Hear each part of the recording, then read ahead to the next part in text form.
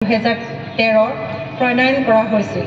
বৰ্তমান এই আঁচনিৰ অধীনৰ সকলো হিতাধিকাৰীৰ বাবে প্ৰধানমন্ত্ৰী গৰীব কল্যাণ অন্ন যোজনাৰ অধীনত সমগ্ৰ দেশজুৰি বিনামূলীয়া চাউলৰ ব্যৱস্থা কৰা হৈছে। সমগ্ৰ দেশত বৰ্তমান 80 কোটিতকৈ অধিক জনসাধাৰণক বিনামূলীয়া চাউল যোগান ধৰি থকা হৈছে।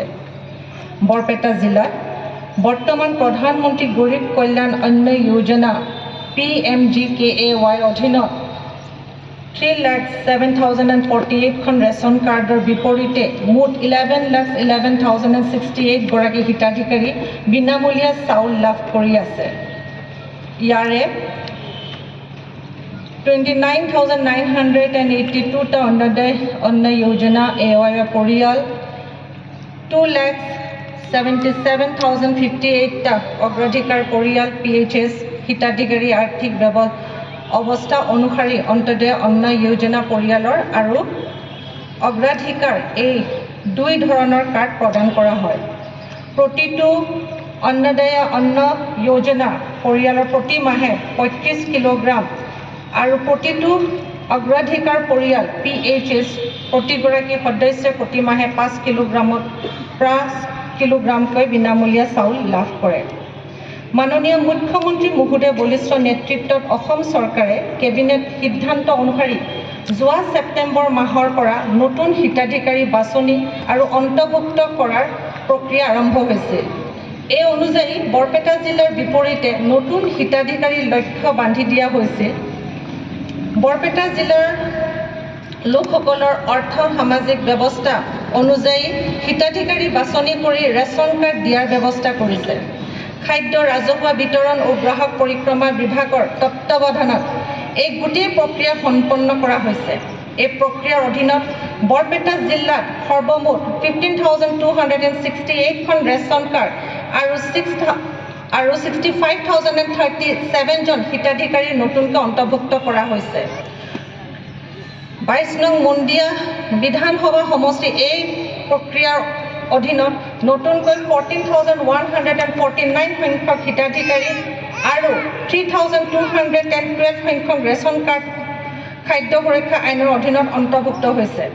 নতুন হিতাধিকাৰী খাদ্য সুৰক্ষা আইনৰ অধীনত অন্তৰ্ভুক্ত কৰাৰ প্ৰতিশ্ৰুতি পূৰণৰ ক্ষেত্ৰত অসম চৰকাৰে কেইবাটাও জনমুখী সিদ্ধান্ত গ্ৰহণ কৰিছে। ইয়াৰ অংশ হিচাপে অসম খাদ্য সুৰক্ষা বিধি 2022 সংশ্লিষ্ট দফা সংশোধনী কৰি ৰেচন কাৰ্ড লাভৰ বাবে এটা পৰিয়ালৰ বাৰ্ষিক আয় পূৰ্বে নিৰ্ধাৰিত 1 লাখ টকাতকৈ কমৰ পৰা এটা পৰিয়ালৰ বাৰ্ষিক আয় 4 লাখ টকাৰ কমলৈ বৃদ্ধি কৰিছে। বৰ্তমান জনমুখী চৰকাৰে বৃদ্ধাশ্ৰম, অনাথ আশ্ৰম, শিশুগৃহ আদিত আগতে বঞ্চিত হৈ থকা যোগ্য হিতাধিকাৰীক NFSA 13ৰ আওতাত অন্তৰ্ভুক্ত কৰাৰ ব্যৱস্থা লৈছে। ইয়াৰ উপৰিও খাদ্য সুৰক্ষা আইনৰ অধীনত লাভ কৰা ৰেচন কাৰ্ডৰ দ্বাৰা হিতাধিকাৰীসকলে অতিৰিক্তভাৱে লাভ কৰা প্ৰধান সুবিধাসমূহ হ'ল ৰেচন কাৰ্ড প্ৰাপ্ত প্ৰতিটো পৰিয়ালে আয়ুষ্মান ভাৰত প্ৰধানমন্ত্ৰী জন আৰোগ্য যোজনা আৰু আয়ুষ্মান অসম মুখ্যমন্ত্ৰী জন আৰোগ্য যোজনাৰ অধীনত আয়ুষ্মান কাৰ্ডৰ জৰিয়তে বছৰি 5 লাখ টকা পৰ্যন্ত বিনামূলীয়া চিকিৎসা সুবিধা লাভ কৰিব।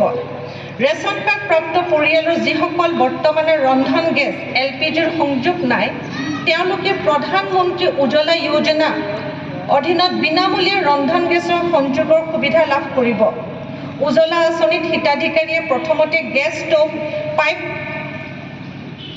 ৰেগুলেটৰ, 14.2 কেজি ওজনৰ গেছসহ চিলিণ্ডাৰ অথবা 5 কেজি ওজনৰ গেছসহ 2টা চিলিণ্ডাৰ বিনামূলীয়াকৈ লাভ কৰিব। লগতে পিছৰবাৰ গেছ ভৰ্তি কৰোঁতে 300 টকা গেছৰ মুঠ মূল্যৰ পৰা ৰেহাই পাব।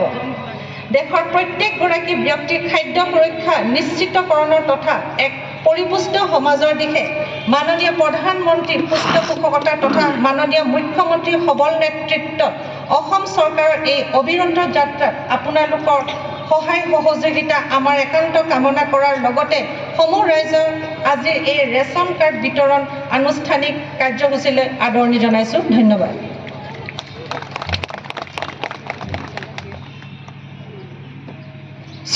ধন্যবাদ জ্ঞাপন কৰিছোঁ। আপোনালোকে জ্ঞাত হ'ল যে আমি কিয় ইয়াতে আহিছোঁ, কি চুম্বকত্ব গুণে আমাক ইয়ালৈ আকৰ্ষিত কৰি পেলাই লৈ আহিছে, যে পৰৱৰ্তী সময়ত আমি কেনেকৈ লাভান্বিত হ'ম। আমি জানো যে মানুহ মাত্ৰেই আহাৰ, বস্ত্ৰ, বাসস্থানৰ প্ৰয়োজন হয়। এই প্ৰাথমিক প্ৰয়োজন পূৰণ কৰাৰ কাৰণে চৰকাৰে অহৰহ প্ৰয়াস কৰি আছে। এই প্ৰয়াসৰ এটা পবিত্ৰ আৰু ক্ষুদ্ৰতম নিদৰ্শন আজিৰ এই ৰেচন কাৰ্ড বিতৰণ কাৰ্যসূচী।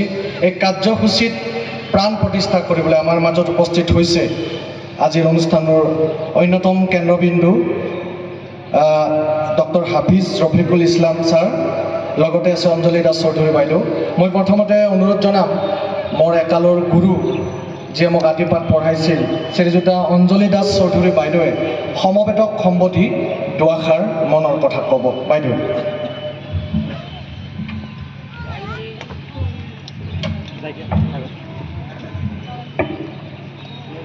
নমস্কাৰ। ইয়াত উপস্থিত হোৱা হিতাধাৰী আৰু ৰাইজ, মঞ্চত উপবিষ্ট আমাৰ চেতিয়া বাইদেউ আৰু হাফিজ ৰফিকুল ইছলাম ডাঙৰীয়া বিধায়ক,